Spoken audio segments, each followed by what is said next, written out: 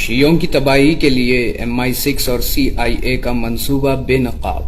فروری 2017 میں ایک کتاب شائع ہوئی تھی جس کا نام تھا A Plan to Divide and Destroy Shia Theology۔ یہ کتاب امریکہ میں شائع ہوئی تھی جس میں CIA کے سابق نائب صدر ڈاکٹر مائیکل برائٹ کی مفصل انٹرویو شائع ہوئی ہے۔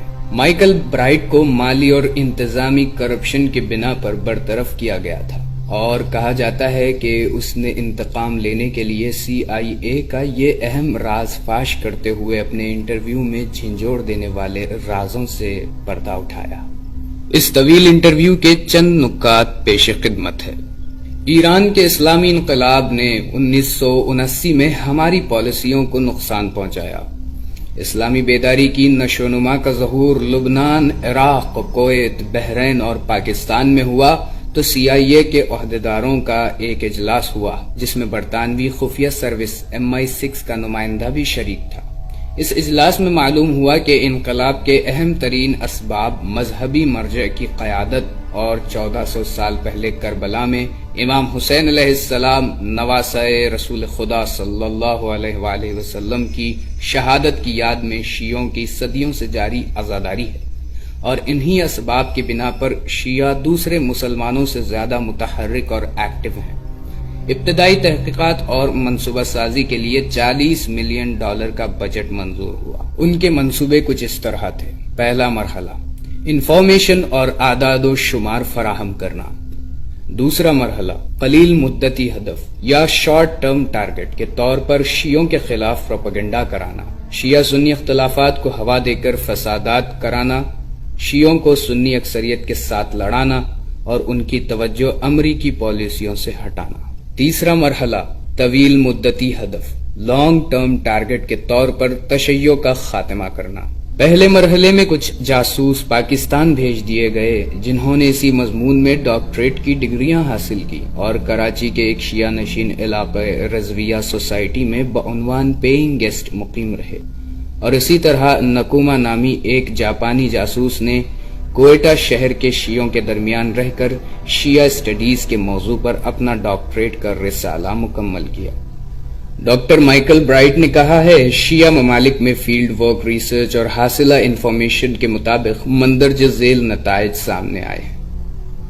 مرجعیت، مراجع تقلید شیعہ مذہب کی اصلی طاقت ہیں جو ہر زمانے میں دین کی حفاظت کرتے ہیں اور اس کے اصول پر انتہائی ثابت قدمی کے ساتھ قائم رہتے ہیں۔ انہوں نے تشیع کی پوری تاریخ میں کبھی بھی غیر اسلامی حکمران کے ساتھ بیعت نہیں کی۔ گزشتہ صدی کے ایک مرجع آیت اللہ میرزا شیرازی کے فتوے کی وجہ سے انگریز ایران میں قدم نہ جما پائے۔ دوسری علمی مراکز میں ایسا نہیں رہا اور ان مراکز نے اکثر حکمرانوں کا ساتھ دیا ہے، جبکہ قم جیسے مراکز سے شاہانہ نظام کا خاتمہ شروع ہو گیا، جہاں اب بھی امریکہ جیسی سپر پاور پیر جمانے کے لیے ناکام کوشش کر رہا ہے۔ شیعوں کا عظیم ترین علمی مرکز عراق میں تھا جسے صدام اپنی تمام کوششوں کے باوجود نہ خرید سکا بلکہ اسے بند کرنے پر مجبور ہوا۔ امام موسیٰ صدر کی تحریک نے برطانوی، فرانسیسی اور اسرائیلی افواج کو لبنان سے مار بھگایا اور اسرائیل کو پہلی مرتبہ حزب اللہ کی شکل میں بہت بڑی مشکل کا سامنا کرنا پڑا۔ ڈاکٹر برائٹ مزید کہتے ہیں، سب سے زیادہ اہم نتیجہ اور فیصلہ جو ہمیں ان سب باتوں سے معلوم ہوتا ہے وہ یہ کہ شیعوں کو براہ راست نقصان پہنچانا اور انہیں اپنا فرمانبردار بنانا مشکل ہے، لہٰذا یہ فیصلہ ہوا کہ پس پردہ رہ کر کام کیا جائے۔ ہم نے برطانیہ کے پرانے فارمولے تفرقہ ڈالو اور حکومت کرو کو ایک اور فارمولے تقسیم کرو اور ختم کرو میں بدل کر اس پر عمل درآمد شروع کر دیا۔ ہمیں چاہیے کہ اس پروپیگنڈے کو جگہ جگہ پھیلا دیں کہ شیعہ کافر ہیں، کم پڑھے لکھے اور ان پڑھ افراد کا ایک گروہ بنایا جائے، یہاں تک کہ ان کی جو ہمارا 5واں اہم رکن ہے تعداد اتنی ہو جائے کہ شیعوں کے خلاف مسلح جہاد کر سکیں۔ ہمیں چاہیے کہ شیعہ کا چہرہ اس حد تک مسخ کریں کہ عام لوگوں میں شیعہ نفرت انگیز بن جائیں۔ شیعہ مراجع کے خلاف ہوشیاری کے ساتھ محاذ کھولنا، شیعوں کے درمیان مذہب کا لبادہ اوڑھنے والے پیسہ پرست اور شہرت طلب نوحہ خان اور ذاکرین کا 5th کالم بنانا اور اس طرح شیعت کا چہرہ مسخ کرانا تاکہ نوبت یہاں تک پہنچے کہ تشیع ہر خاص و عام میں غیر مقبول ہو کر رہ جائے اور لوگ خود مرجعیت کا خاتمہ کر دیں۔ عزاداری شیعہ واقعہ کربلا کی یاد میں مجالس برپا کرتے ہیں۔ ایک آدمی تقریر کرتا ہے اور سامعین سنتے ہیں اور جوان اس کے بعد سینہ زنی کرتے ہیں۔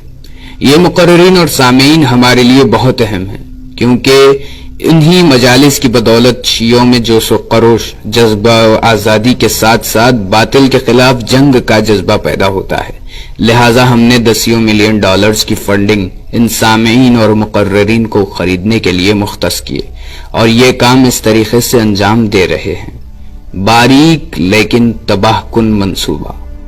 پہلے مرحلے میں ایسے افراد تلاش کرنا جو دنیا پرست، با اثر اور شہرت طلب ہوں اور ایمانی لحاظ سے کمزور ہوں۔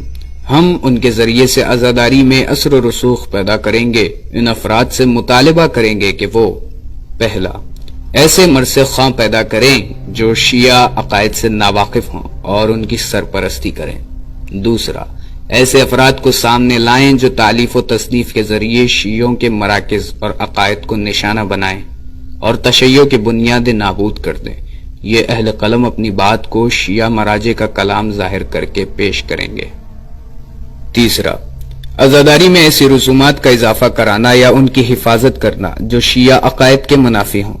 شیعہ مذہب میں عجیب و غریب رسومات کا اضافہ ہو تاکہ ظاہر ہو جائے کہ تشیع ایک جاہل اور وہم پرست مذہب ہے۔ یہ لوگ محرم میں عام انسانوں، دوسرے مذہب والوں کے لیے بہت ساری مشکلات کھڑی کر دیتے ہیں۔ ہمیں چاہیے کہ ان پروگراموں کی تشہیر کے لیے بہت بڑی رقوم خرچ کریں، اور یوں تو شیعہ جو لاجیکل قوت و طاقت کا مالک ہے محض ایک ملنگی مذہب میں تبدیل ہو کر اندر سے کھوکھلا ہو جائے گا۔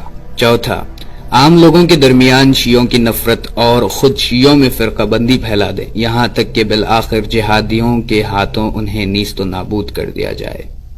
پانچواں اور آخری، مرجعیت کے خلاف مواد اکٹھا کر کے دولت پرست اور غیر معروف مؤلفین کے سپرد کیا جائے گا اور ان کی نشر و اشاعت کے لیے اچھی خاصی رقوم خرچ کی جائے گی۔ یہ مواد مرثیہ خواں اور جاہل ماتمی گروہوں کے ہاتھوں شیعہ عوام میں پھیلا دیا جائے گا۔ آخری مرحلے میں شیعہ خود شیعوں کے خلاف آواز اٹھائیں گے اور 2010 تک مرجعیت یا دوسرے الفاظ میں تشیع کی مرکزیت ختم ہو کر رہ جائے گی اور باقی شیعہ منتشر ہو جائیں گے۔ بلا وجہ کی بے غیرتی والی باتیں بند کریں اور اسرائیل کو تسلیم کریں کہ میں اہل تشیع ہوں۔ سب سے بڑا مخالف اسرائیل کا ایران ہے، مگر میں ان سے ایگری نہیں کرتی۔ مذہب ہوتا ہے نا، مذہب اس نے کبھی انسانوں کو متحد نہیں کیا۔ مذہبوں نے انسانیت کو ڈیوائیڈ کیا ہے، کبھی یونائٹ نہیں کیا۔ یہ مذہب ہوتا ہے نا، مذہب اس نے کبھی انسانوں کو متحد نہیں کیا۔ ایران کا سوال ہے، ایران سے نہ ہماری کبھی دوستی پہلے رہی ہے، نہ ابھی کبھی رہے گی۔ میں اہل تشیع ہوں، میرا ایرانیوں سے کوئی تعلق نہیں۔ میں ایرانی عالموں کو نہیں مانتا، میں ایرانی سسٹم کو نہیں مانتا، میں ایرانی اسلامی نظام کو نہیں مانتا۔ میں نجف کے جو ہمارے بیٹھے ہوئے ہیں علماء، ان کو مانتا ہوں، میں ایرانی علماء کو نہیں مانتا۔ انہوں نے بڑی کوشش کی کراچی میں شیعوں کے اندر انفلٹریٹ ہونے کی، ہم نے ان کو بڑی مشکل سے باہر کیا ہے۔ نجف کے جو ہمارے بیٹھے ہوئے ہیں علماء، ان کو مانتا ہوں، میں ایرانی علماء کو نہیں مانتا۔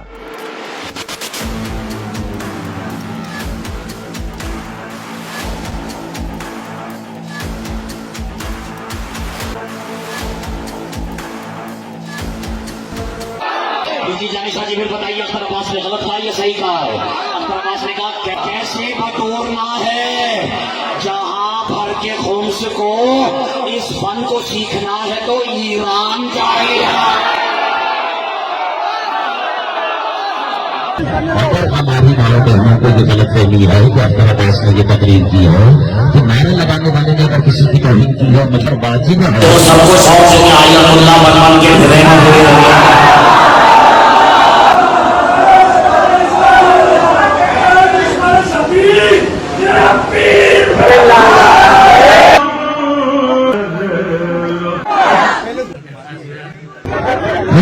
ابھی بات تو جو لگایا ہے اختر عباس نے نہ کل اس کی حوصلہ افزائی کی ہے، نہ آج یہ حوصلہ افزائی کا لگایا ہے۔ چرا لیا ہے تم نے جو دل کو، نظر نہیں چرانا سنا۔ چرا لیا ہے تم نے جو دل کو،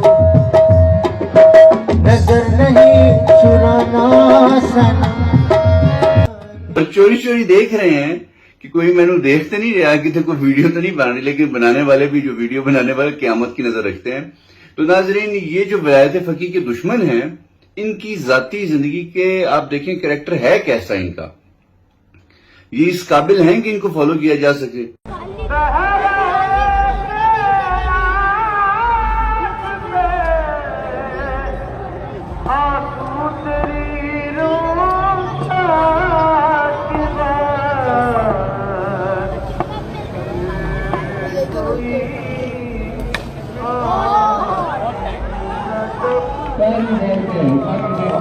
अच्छा आगाज खूबसूरत 11 का 6 रन के साथ आगाज लिया बल्लेबाज ने।